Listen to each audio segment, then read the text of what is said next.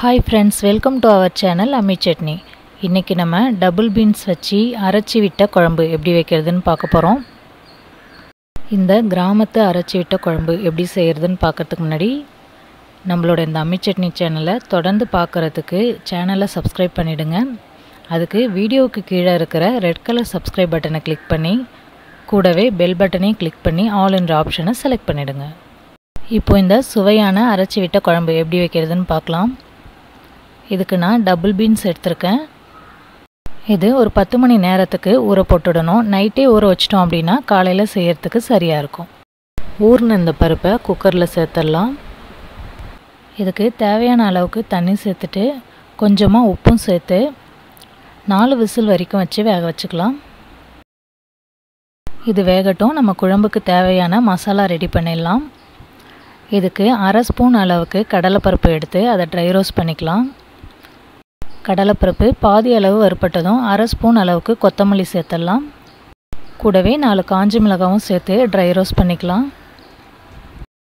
இதெல்லாம் நல்லா வறுபட்டதுக்கு அப்புறமா ஆற வச்சு அதுக்கப்புறமா அரைச்சிக்கலாம்.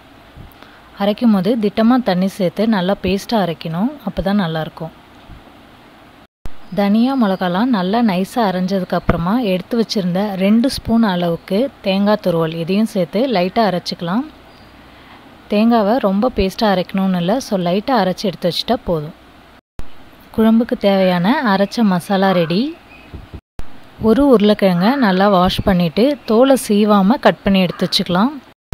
10 சின்ன வெங்காயத்தை 2ஆக கட் பண்ணி எடுத்து வச்சுருக்கிறேன்.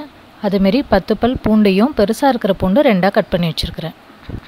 இந்த குழம்புக்கு புளி சேர்க்க போகிறதில்ல, அதனால் நல்லா பெரிய சைஸ் தக்காளியாக 2 தக்காளியை சின்ன சின்னதாக கட் பண்ணி எடுத்து வச்சுக்கலாம்.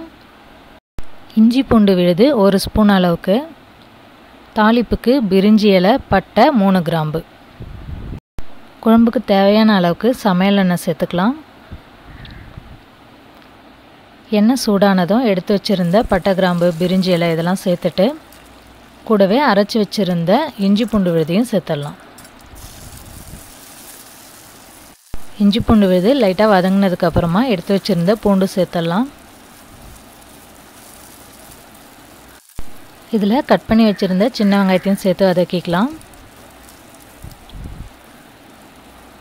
வெங்காயமும் பூண்டும் நல்லா வதங்கினதுக்கப்புறமா கட் பண்ணி வச்சுருந்த தக்காளியை சேர்த்துடலாம். தக்காளி சேர்த்து நல்லா வதக்கிக்கலாம். நான் இதில் சேர்க்குறதுக்காக ஒரு உருளைக்கிழங்கை தோலை சீவாமல் கட் பண்ணி வச்சுருக்கேன். அதையும் இப்போ இதில் சேர்த்து வதக்கிக்க போகிறேன். உருளைக்கிழங்கை இது மாதிரி வதக்கி செஞ்சோம் அப்படின்னா நல்லா டேஸ்ட்டாக நல்லாயிருக்கும். இப்போ குழம்புக்கு தேவையான அளவுக்கு உப்பு, கூடவே 1/2 ஸ்பூன் அளவுக்கு மஞ்சள் தூள். மிளகாய் தூள் சேர்த்ததுக்கப்புறமா உருளைக்கிழங்கு சரியாக வேகாது. அதனால் உருளைக்கிழங்கு வேகிறதுக்காக ஒரு மூடி போட்டு இதை நம்ம வேக வச்சிடலாம். உருளைக்கிழங்கு பழைய உருளைக்கிழங்காக இருந்தது அப்படின்னா இது மாதிரி வேகாது. அப்போ நம்ம என்ன பண்ணலான்னா பாதி அளவுக்கு மட்டும் வேக வச்சுட்டு அதுக்கப்புறமா நம்ம குழம்புல சேர்த்துக்கலாம். குழம்புக்கு தேவையான அளவுக்கு மிளகாய்த்தூள், தனியாத்தூள். நான் 1 ஸ்பூன் அளவுக்கு மிளகாய்த்தூள், 2 ஸ்பூன் அளவுக்கு தனியாத்தூள் சேர்த்துருக்கேன். இப்போது இதை நல்லா மிக்ஸ் பண்ணி விட்டுடலாம். இதில் தேவையான அளவுக்கு இப்போ தண்ணி சேர்த்து கொஞ்சம் நேரம் கொதி விடலாம். நான் அம்மியில் அரைக்கும் போது யூஸ் பண்ண தண்ணியை இதில் சேர்த்துருக்கேன்.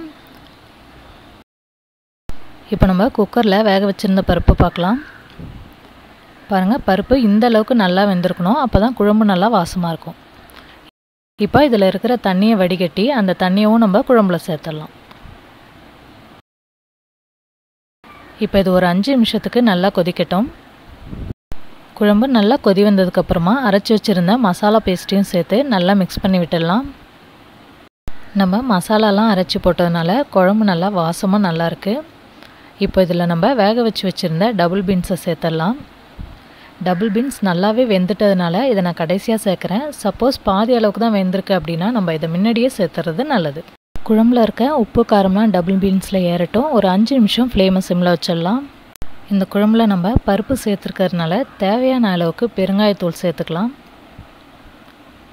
இப்போ இதை நல்லா மிக்ஸ் பண்ணி விட்டுட்டு ஒரு 2 நிமிஷத்துக்கு அப்புறமா இறக்கிடலாம். இறக்கிறதுக்கு முன்னாடி குழம்பு நல்லா வாசமாக இருக்கிறதுக்காக ஒரு கொத்து கறிவேப்பிலை சேர்த்துக்கலாம்.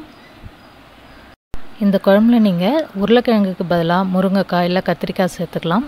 அது மாதிரி டபுள் பீன்ஸ்க்கு பதிலாக பச்சை பட்டாணி இல்லைன்னா வேர்க்கடலை கூட சேர்த்து செய்யலாம். இப்போது குழம்பு நல்லா சுண்டி வந்துடுச்சு. இந்த ஸ்டேஜில் நம்ம இறக்கிடலாம். கமகம வாசத்தோட வில்லேஜ் ஸ்டைலில் கிராமத்து அரைச்சி விட்ட குழம்பு ரெடி ஆயிடுச்சு. இந்த அரைச்சி விட்ட குழம்பு ரொம்ப தண்ணியாக இல்லாமல் இது மாதிரி திக்காக இருந்துச்சு அப்படின்னா சாப்பிடும்போது நல்லாயிருக்கும். இந்த சுவையான அரைச்சி விட்ட டபுள் பீன்ஸ் குழம்பு உங்கள் எல்லாருக்கும் பிடிச்சிருக்கோன்னு நம்புகிறேன். இது மாதிரியே நெக்ஸ்ட் வெட்னஸ்டேவும் நல்ல ஒரு டிஷ்ஷோட நம்ம மீட் பண்ணலாம். வீடியோவை பார்த்துட்டு உங்களோட கமெண்ட்ஸ் எங்களுக்கு அனுப்புங்க. வீடியோவுக்கு கீழே இருக்கிற லைக் பட்டனை கிளிக் பண்ணுங்கள். மறக்காமல் அம்மி சட்னி சேனலை சப்ஸ்கிரைப் பண்ணுங்கள். தேங்க்யூ.